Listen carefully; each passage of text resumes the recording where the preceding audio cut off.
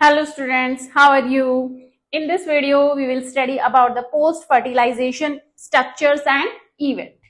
मतलब fertilization के बाद में क्या क्या structures बनते हैं, क्या क्या processes होते हैं, वो हम पढ़ेंगे बच्चों आज की क्लास में।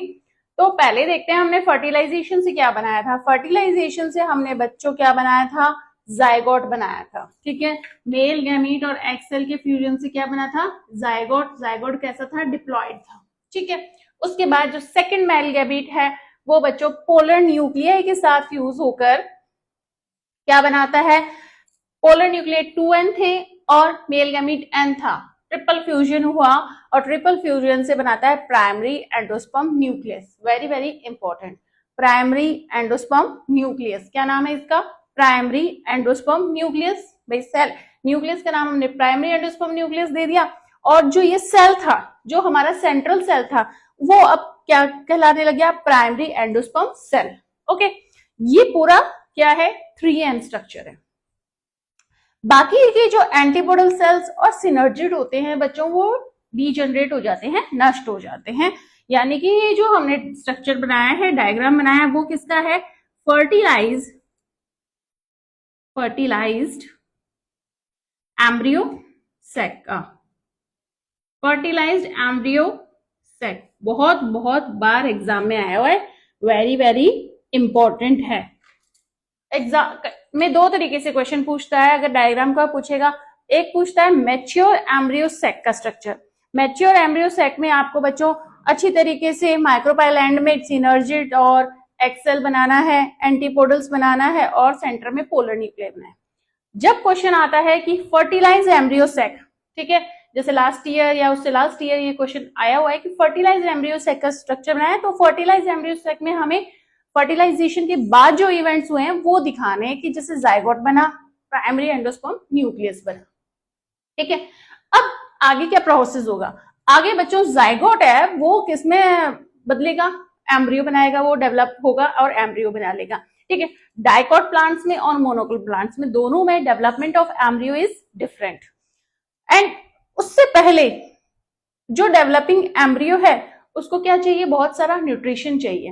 न्यूट्रिशन देने का काम हमारा करने का है प्राइमरी एंडोस्पर्म न्यूक्लियस का।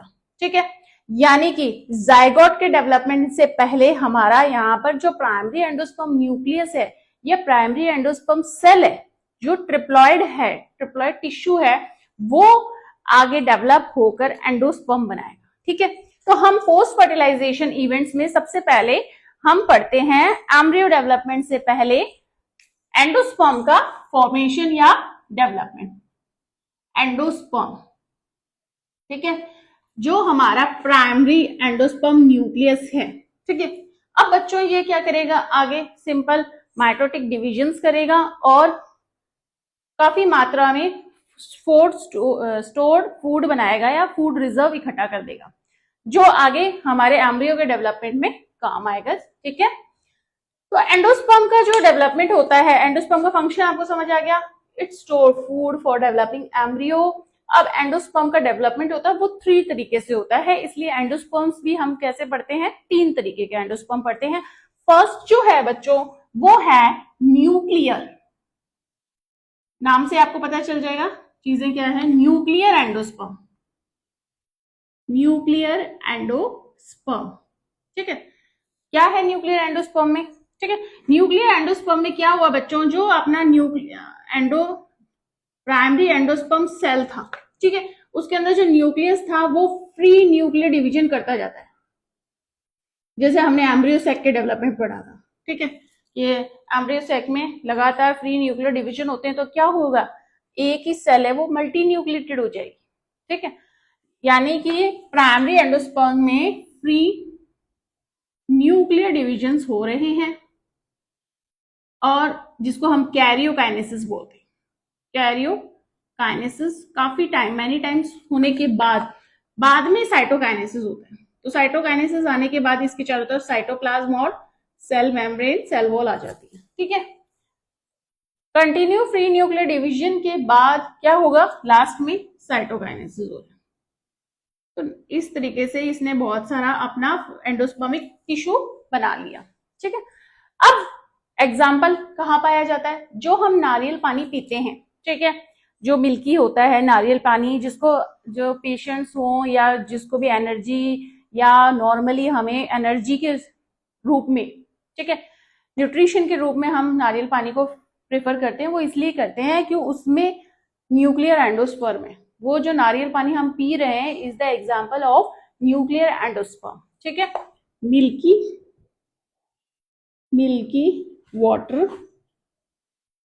Of coconut, coconut is endosperm, ठीक है। अब इतना फूड रिजर्व है, उसके अंदर न्यूट्रिशन है, इसलिए हम उसे इनटेक करते हैं, ठीक है। सेकंड जो है बच्चों वो है सेलुलर, सेल्यूलर नाम से पता चल रहा है अब आपको, एंडोस्पर्म। सेलुलर एंडोस्पर्म सीधी सिंपल सी बात है, ठीक है। एक न्यूक्लियस था, ठीक है, उसने डिवाइड करके 2 न्यूक्लियस बनाए और साथ ही साथ क्या कर दिया, साइटोकाइनेसिस कर दिया।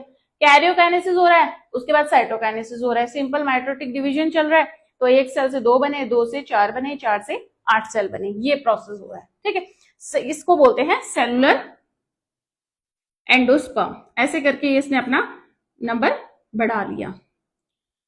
इस तरीके का जो एंडोस्पर्म होता है, सेलुलर एंडोस्पर्म, वो होता है जो ईडेबल पार्ट है नारियल का। हम घर में पानी वाला नारियल लाते हैं, ठीक है, उसको फोड़कर जो ईटेबल पार्ट, खाने वाला पार्ट है जिसे हम खाते हैं, वो हमारा सेलुलर एंडोस्पर्म है, ईडेबल पार्ट ऑफ कोकोनट। यानी कि कोकोनट पूरा का पूरा है क्या, एंडोस्पर्म है, ठीक है। कोकोनट का जो खाने वाला भाग है वो है सेलुलर एंडोस्पर्म, और जो पीने वाला भाग होता है वो होता है न्यूक्लियर एंडोस्पर्म। तो कोकोनट बड़ा न्यूट्रिशनल है, ठीक है। थर्ड टाइप आता है बच्चों हेलोबियल, मतलब मिक्स, हेलोबियल एंडोस्पर्म। ये कुछ मिक्सर है एंडोस्पर्म, ठीक है। हेलोबियल एंडोस्पर्म में क्या होगा बच्चों, भाई प्राइमरी एंडोस्पर्म न्यूक्लियस है, प्राइमरी एंडोस्पर्म सेल है, पहले ये डिवाइड करेगा अनइक्वल डिवीजन करके, ठीक है, 2 सेल बना लेगा, ओके। अब इस 2 सेल के अंदर पहले तो उसने सिंपल कैसा किया, सेलुलर एंडोस्पर्म जैसा किया, ये एक सेल डिवाइड करके 2 बना लिए अनइक्वल, कोई बड़ा है कोई छोटा है। बाद में अब इसके अंदर फ्री न्यूक्लियर डिवीजन करेगा, सिर्फ कैरियोकाइनेसिस करके बहुत सारे न्यूक्लियस बना लेगा। यानी कि अब ये सेकंड में क्या कर रहा है, न्यूक्लियर एंडोस्पर्म की तरह बिहेव कर रहा है, यानी इन दोनों का कॉम्बिनेशन हो गया हेलोबियल, ठीक है। किसमें पाया जाता है हेलोबियल एंडोस्पर्म, ठीक है, बहुत सारे न्यूक्लियस बन गए, अब इनके चारों तरफ आप सेल वॉल कर दो, साइटोकाइनेसिस कर दो, ठीक है। तो इस तरीके से ये एंडोस्पर्म बन गया। इस तरीके का एंडोस्पर्म पाया जाता है ज्यादातर मोनोकॉट्स में, ठीक है, मोनोकॉट्स जिनके पास एक ही कॉटिलिडन होता है। और जो ऑर्डर है जिसके अंदर हेलोबियल्स पाए जाते हैं या हेलोबियल एंडोस्पर्म पाया जाता है वो होते हैं हेलोबियल्स, ऑर्डर का नाम है मोनोकॉट के हेलोबियल्स। एग्जाम्पल देखेंगे तो इसमें हाइड्रोफाइट्स आते हैं, ठीक है, हाइड्रोफाइट्स, वेलिस्नेरिया,